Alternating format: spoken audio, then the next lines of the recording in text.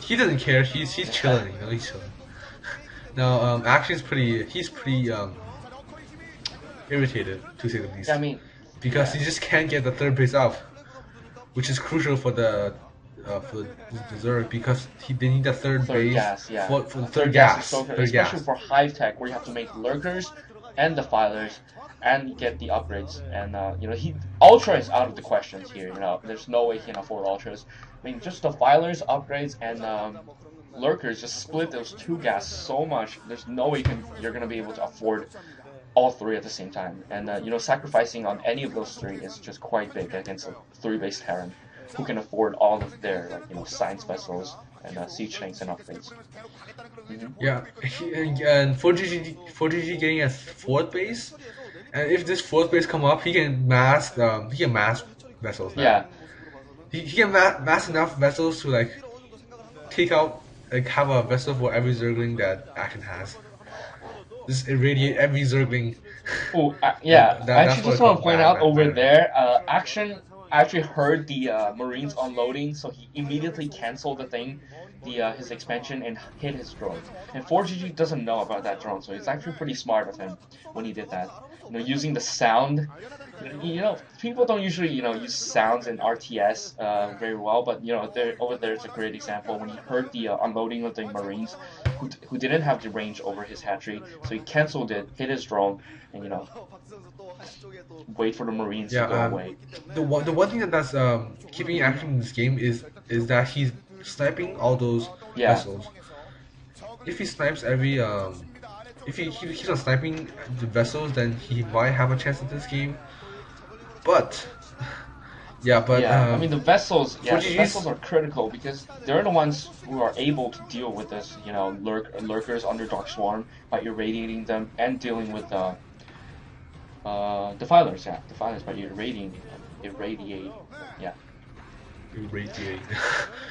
so if he can continuously snipe the science vessels, I'm not saying he will, but if he keeps on doing the things he does now, he might take 1 or 2 of ForGG's bases, maybe, but not much more than that. Yeah, I mean now, even if he does, I mean, you can see now that ForGG has a quite big amount of science vessels, and he's just irradiating every single thing on the map now, on the actual screen. I mean, ForGG's on 4 base. He can afford to pump out of 2 starports easily. I mean, there's no question. He's definitely pumping out of 2 starports now. And Scourging might just not be enough anymore. He needs to just pull off this gigantic plague on this science vessel cloud, and you know, have this one hero mutant that can take a lot of them down easily. And he's losing his 3rd base now. There's no again. I mean, Action has been playing from behind this entire game.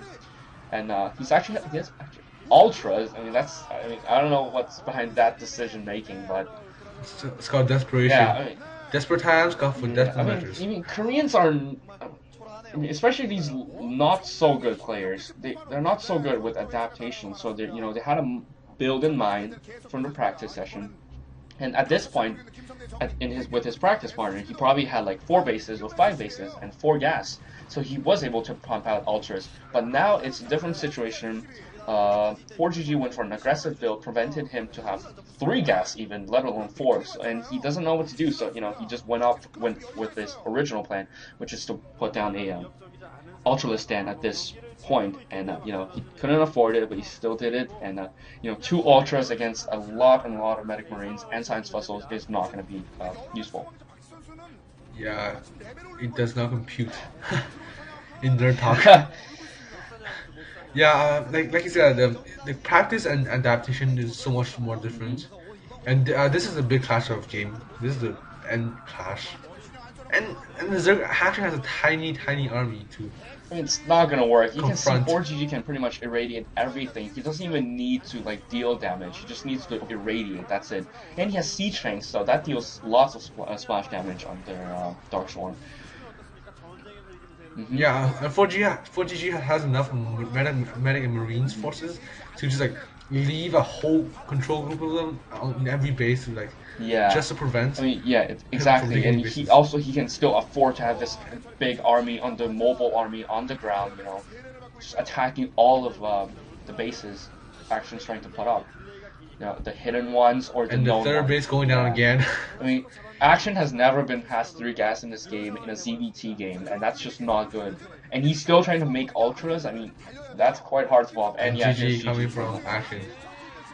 Yeah, he knows he got no chance. Hmm. Oh man, the stakes were just stacked against Hmm. him. Yeah, I mean the Statistically statistics wise, were. there was no I mean chance. he wasn't able to overcome the statistic, and ForGG, he's a really good player. So you can't really blame Action, who's like I've rarely heard of him playing in the pro league lineup. So I've never seen gonna him give play. some props to Period. the kid. Yeah, we can give him some props, but yeah, okay, Let's go let's to move game on to game three then. set 3, right? Okay. All right, yeah. See you guys later. Skype Baji signing off. 얼마나 자존심이 상했겠습니까?